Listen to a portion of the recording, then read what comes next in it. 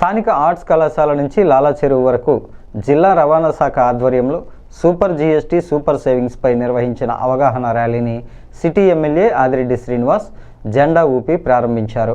ఇంతవరకు తాను ఈ విధంగా పన్నులు తగ్గించడం చూడలేదన్నారు. ఈ సందర్భంగా ఎమ్మెల్యే ఆదిరెడ్డి శ్రీనివాస్ మాట్లాడుతూ ఏ ప్రభుత్వమైనా పన్నులను పెంచడం తెలుసు కానీ తగ్గించడం ఎక్కడా చూడలేదన్నారు. పన్నులు తగ్గించాలని ధర్నాలు ఉద్యమాలు చేస్తే 1 లేదా 2% తగ్గించే సందర్భాలు మనం చూసాం. కానీ కూటమి ప్రభుత్వం 12, 18, 28% ఉన్న పన్నులను ఈ విధంగా తగ్గించడం భారతదేశ చరిత్రలో ఎప్పుడూ జరగలేదన్నారు. ప్రభుత్వం రాబడి కోల్పోతున్నా ప్రజలు ఆనందంగా ఉండాలనే ఆశయం కోసం ఇటువంటి చారిత్రాత్మకమైన నిర్ణయం తీసుకోవడం జరిగిందన్నారు.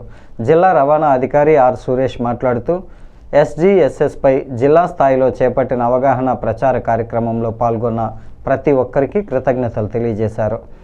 MVIలు చింతా Sampath Kumar, M Ravikumar, AMVIలు PVVD Sai Kumar, G Praneeth Kumar తదితరులు పాల్గొన్నారు.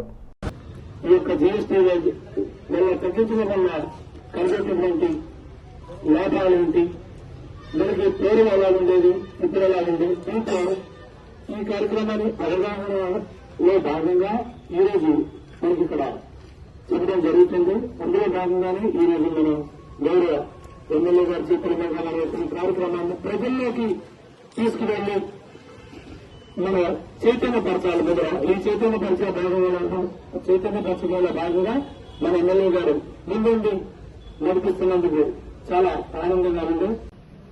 ఏ రాష్ట్రంలో అయినా సరే, ఏ ప్రభుత్వం అయినా 10% ఉన్న పన్నుని 11 పెంచుతారు, లేకపోతే 12 పెంచుతారు. లేకపోతే 1, 2 పన్ను మీరు అందరూ కూడా రోడ్డు మీదకి వస్తే కార్మికులు నిరసన తెలియచేస్తే అరకొర 1, 2 పన్నులు తగ్గిస్తారు. ఇన్ని పన్నులు తగ్గించడం నాకు తెలిసి భారతదేశంలో ఏ ప్రభుత్వం కూడా ఎప్పుడు కూడా చేయని నిర్ణయాలు ఇవన్నీ కూడా. ఇవన్నీ అంటే ప్రభుత్వాలు వచ్చే రాబడి కోల్పోతా ఉన్నా ప్రజలు ఆనందంగా ఉండాలని చెప్పి ఈ రోజు నిర్ణయాలు తీసుకుంటా ఉన్నారు. మీ రవాణా శాఖకు సంబంధించింది ఇప్పుడే చెప్తా ఉన్నారు, చూస్తా ఉన్నాను. సరుకు రవాణా చేసే వెహికల్స్ మీద 10% పన్ను తగ్గించారు. బస్సులు, మినీ బస్సుల పైన 10% పన్ను తగ్గించారు. రైలు, మల్టీ మోడల్ రవాణా మీద 7% తగ్గించారు. ట్రాక్టర్ల మీద 7% తగ్గింది. సరుకు రవాణా వెహికల్ పైన థర్డ్ పార్టీ ఇన్సూరెన్స్ కూడా 7% తగ్గించారు. అంటే ఇన్ని తగ్గించడం బహుశా ఇప్పుడు కూడా మనం చూడబోం.